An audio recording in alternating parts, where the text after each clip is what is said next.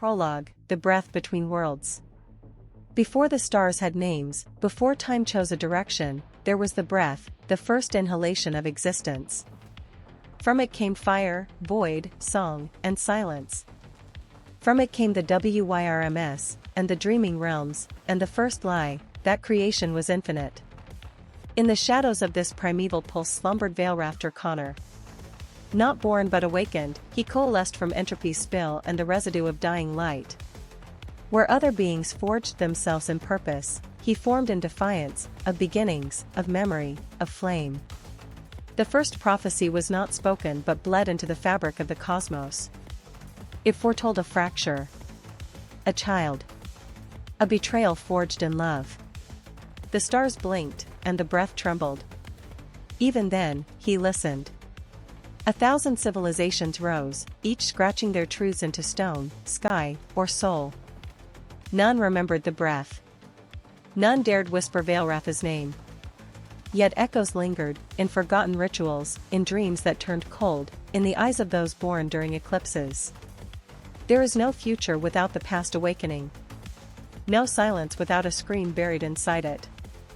And somewhere, beneath the skin of the universe, the black dragon stirred. Chapter 1, Embers of Prophecy. Mist whispered without breath, curling through the ruins of the sanctuary of Vaeltahr like a forgotten hymn. Glyphs flickered to life along ice-slicked walls, symbols older than language, etched in frost, pulsing with intent. Beneath the vaults where light dared not trespass, a scroll unrolled itself in midair, ink writhing across its surface like living veins.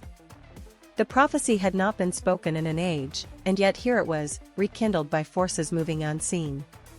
It began as a rumor, traded in hushed tones and sideways glances, that the black dragon stirred.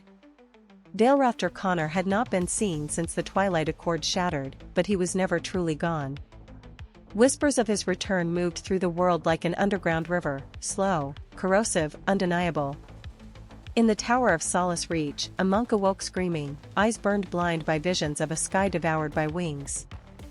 In the market square of Ascalon, mirrors cracked when a child sang an old lullaby in reverse. Vaelrath watched from the in-between, his form coalescing in shadows that did not belong. His obsession, once a simmering ache, now sharpened to a blade. The world had forgotten him. He would teach it remembrance through ash and ruin. Chapter 2, The Ghost Court. Beneath the hollow spire, a jagged monolith clawing at the heavens like a petrified god, Vaelrath convened the Ghost Court. The air hung thick with the scent of ozone and forgotten wars, the ground a mosaic of shattered obsidian and frostbitten bone. Shadows writhed as if alive, coalescing into figures of dread and splendor, kings draped in tapestries of spider silk and marrow, queens with faces veiled by cascades of liquid night, their crowns thorned with splinters of dead constellations. Among them slithered entities born in supernovae, their forms shimmering between corporeality and smoke.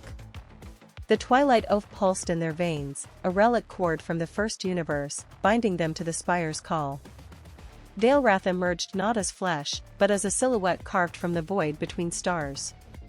His wings, vast and iridescent as oil on water, blotted out the feeble glow of phantom chandeliers.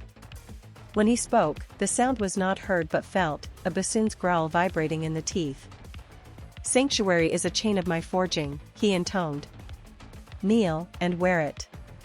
A king of cracked ivory dared smirk. Vaelrath's gaze flickered, the monarch dissolved into a scream of embers. Then ash stirred. The Oracle of Cinders rose, her body a map of blistered parchment, ice-hollow coals. "Your son," she rasped, "walks the edge where light and shadow fray. He will remember." The spire trembled as Vaelrath descended, his talons scoring grooves into the dais. "Dawn is a lie told by cowards," he hissed. "I will silence its tongue." Chapter 3, The War Beneath Stars. The Order of Umbralis moved as a cancer through the realms. In the city of Vaeltahr, they strangled a rebellion by replacing its leaders with doppelgangers spun from cobweb and spite. In the fen of weeping vines, they etched runes into children's palms, turning laughter into surveillance. Their eyes, pools of liquid abyss, saw through stone and soul alike. Sebastian Valcrest, once a priest who'd sung hymns to Vaelrath's glory, now carved heresy into his own flesh. His rebellion began in Metropolis X's underbelly, where sewage and starlight mingled. He traded his sacramental robes for a coat stitched with anti-glyphs, his scripture a cache of stolen dawnlight, crystals that hummed with Rhaenyra's voice. The Garden of Embers was a graveyard of petrified roses, their thorns dripping nectar like molten gold. When Sebastian's assassin struck, the solar dagger flared, a miniature supernova. Vaelrath recoiled, his blood blackening the blooms. The wound festered with memory, Rhaenyra's laughter, her hands shaping light into lilies, her betrayal as she poured her essence into the blade. Why? He snarled to the hollow air, ichor seeping between his claws. The answer, like so many others, lay buried in the scars of starlight and silence. Chapter 4, The Seed of Unmaking. The tomb of Ian was a throat of basalt, its walls etched with the screams of the elder Vaelrms. Once gods of shaping, they had forged annihilation in the crucible of collapsing realities, a weapon meant to prune existence when creation grew too loud. Vaelrath waded through a lake of congealed time, the viscous liquid whispering dead languages and the names of forgotten stars. The seed rested on an altar of fused vertebrae. It was not merely cold, it was absence incarnate, a negation so pure it stripped atoms of spin.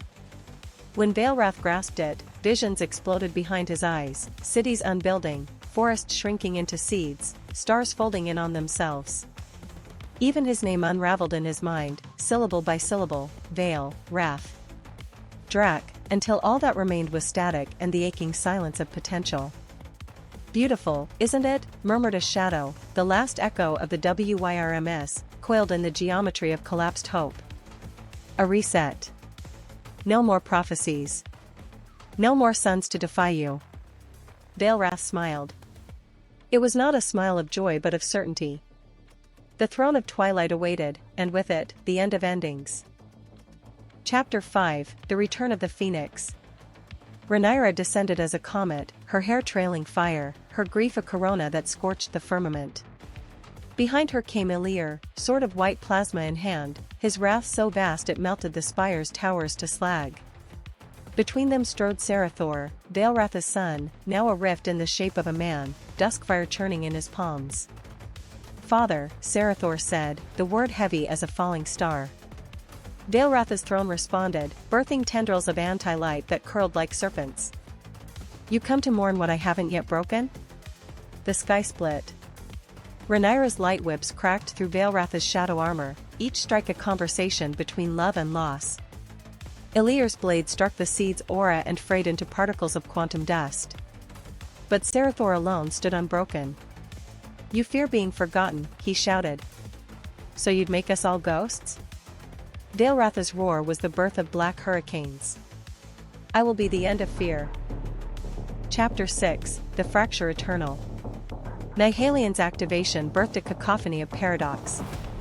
Soldiers relived their deaths in reverse, rivers flowed uphill, dragging corpses that de-aged into infants.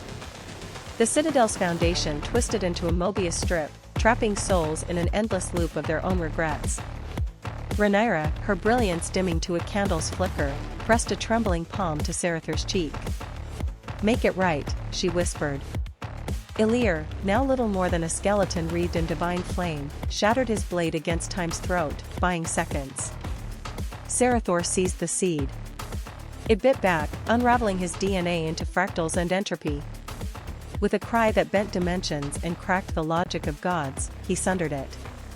The explosion birthed the null vein, a gash of absolute void. Vaelrath, caught mid-sneer, unraveled into the rift, his final word not a plea, but a decree echoing through all realities, enough. Epilogue, The Hollow Flame. In a tavern nestled in Metropolis X's ruins, a drunkard whispers of a dragon-shaped shadow in the eclipse. A child plucks a flower that bleeds ink. Scholars debate if the citadel was metaphor or meteor. But in the silence between heartbeats, the veil thins. Vaelrath's voice murmurs through cosmic static, a riddle woven into radio waves and neural static. I am the question entropy asks. The answer is coming. Somewhere, a seed shard glows.